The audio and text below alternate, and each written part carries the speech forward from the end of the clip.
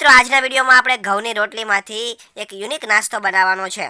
તો મિત્રો તમારે સૌપ્રથમ જે ઘરમાં 1 2 3 રોટલી જે વધેલી હોય સવારની બપોરની એને તમારે લેવાની છે ને ત્યારબાદ તમારે વ્યવસ્થિત ગોળ પપડું વાળી લેવાનું છે અને કાતરની મદદથી આવી રીતના તમારે ગોળ ગોળ કટિંગ કરી લેવાનું છે, એટલે કે ગોળ ગોળ ચકેડા કરી લેવાના છે અને એને પણ તમારે વચ્ચે વચ્ચેથી કટિંગ કરી લેવાનું છે, એટલે કે એક સ્ટ્રીપ જેવી રોટલી બની જશે। હવે મિત્રો તમારે જેટલી પણ રોટલીનો નાસ્તો કરવો હોય એટલી રોટલીનું તમારે કટિંગ કરી લેવાનું છે।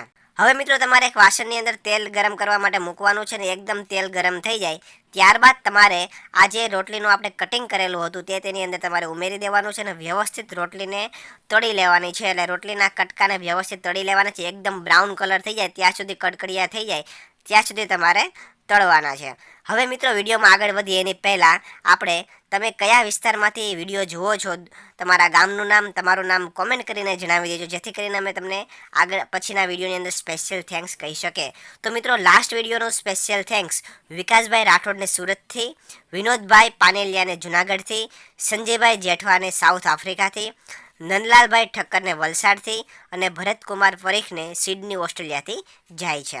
હવે મિત્રો આપણે વિડીયોમાં આગળ વધીએ તો હવે આ જે તમારું રોટલીનું કટિંગ વ્યવસ્થિત તળાઈ ગયું છે હવે તેને અલગ વાસણમાં લઈ લઈશું આપણે કમ્પ્લીટ અને ત્યારબાદ તેની અંદર મિત્રો ટોમેટાનો સોસ તેની અંદર ઉમેરીશું, ત્યારબાદ તેની અંદર ચીલી સોસ ઉમેરીશું અને ત્યારબાદ સોયા સોસ ઉમેરીશું અને ત્યારબાદ તેની અંદર મેગીનો મસાલો આપણે ઉમેરીશું અને આ બધું છે તમારે વ્યવસ્થિત મિક્સ કરી લેવાનું છે।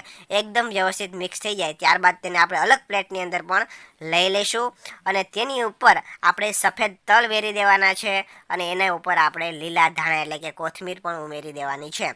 તો મિત્રો આવી રીતના તમે જોઈ શકો છો એકદમ યુનિક નાસ્તો બનીને તૈયાર થઈ ગયો છે ને આ નાસ્તો મિત્રો નાના મોટા બધા લોકોને ખૂબ જ પસંદ આવશે। તો તમારા ઘરમાં પણ જો રોટલી વધેલી હોય તો એને નાખી દેવાને બદલે આવી રીતના તમે રોટલીનો ઉપયોગ કરીને એક મસ્તનો યુનિક નાસ્તો બનાવી શકો છો।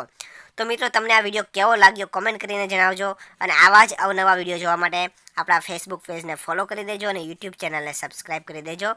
ધન્યવાદ।